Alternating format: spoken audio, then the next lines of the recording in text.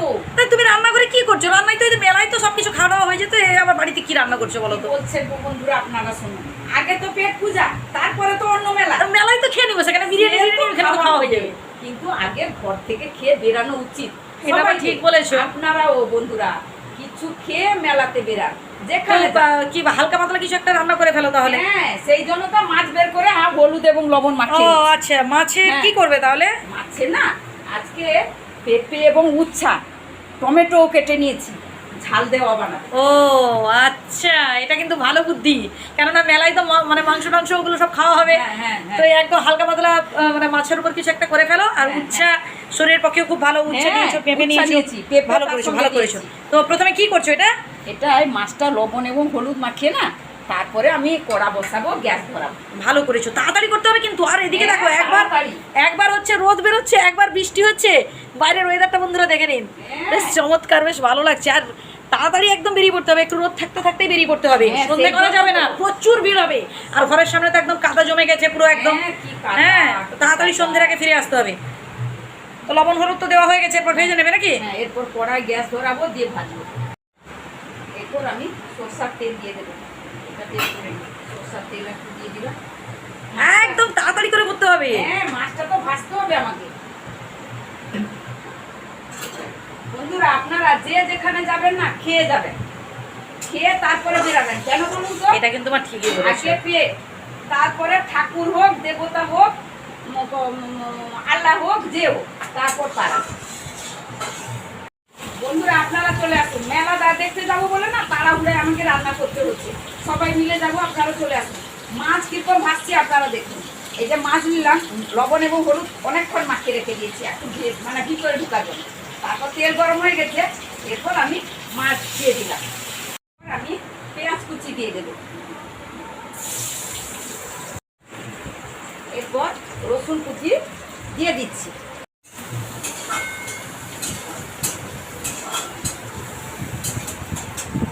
এই রসুন পেঁয়াজের কিন্তু বন্ধুরা উপকার আছে, খুব উপকার আছে। পেঁয়াজ এবং রসুন বাতের পক্ষে কিন্তু খুব ভালো। আমরা অনেকে নিরামিষ খাই, তবে নিরামিষ হলে আপনারা পেঁয়াজ রসুন না দিতে পারেন, কিন্তু এই রসুন পেঁয়াজ খেলে কিন্তু ভালো। এরপর উচ্ছা এবং পেঁপে দিয়ে দিলাম।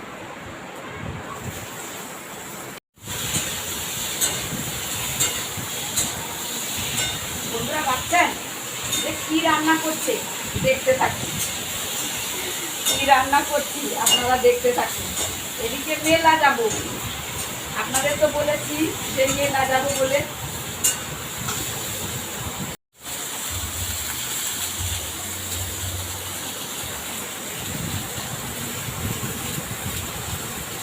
এরপর আমি সরিষা বাটা দিয়ে দিলাম।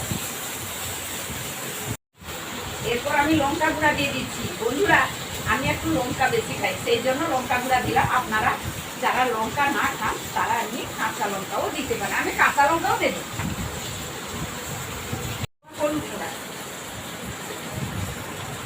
আপনারা কি ভাবলেন সব কিছু দেওয়া হয়ে গেছে? না, লবণ কিন্তু দিইনি।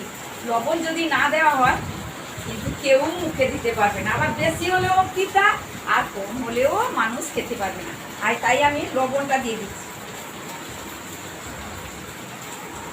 আমি সব কিছু একসঙ্গে ভেজে নিই। মশলাগুলো ভেজে নিলে না, মশলাগুলো এই সবজির সঙ্গে ভেজে নিলে এর স্বাদটা ভালো হয়।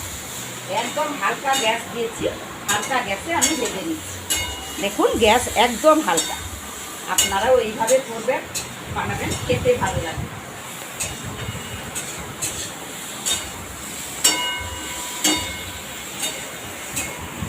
মশলাগুলোর সঙ্গে ভেজে নিয়েছি, সর্ষে বাটার জলটা ছিল দিয়ে দিলাম।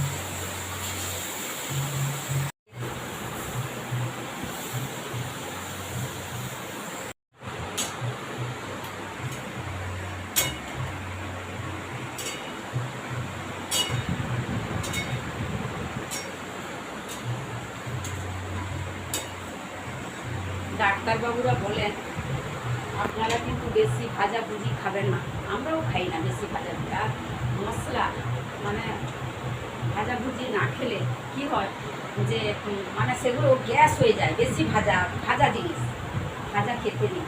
আর এই যে সবজিগুলো একদম কড়া করে অনেকে ভেজে নেন, এগুলো কিন্তু খাওয়া খুবই খারাপ, সেগুলো গ্যাস হয়ে যায়। যত সিদ্ধ মিদ্ধ খাবেন, হালকা হালকা ভেজে নেবেন, সেইটা উপকার।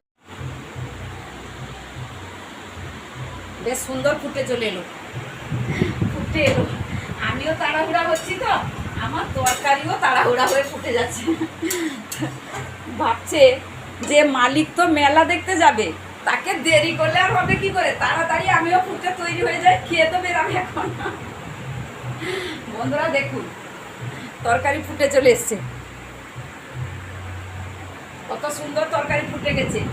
এরপর আমি মাছগুলো পরপর দিয়ে দেব,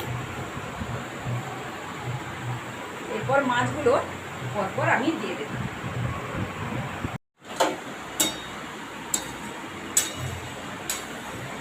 সুন্দর লাগছে।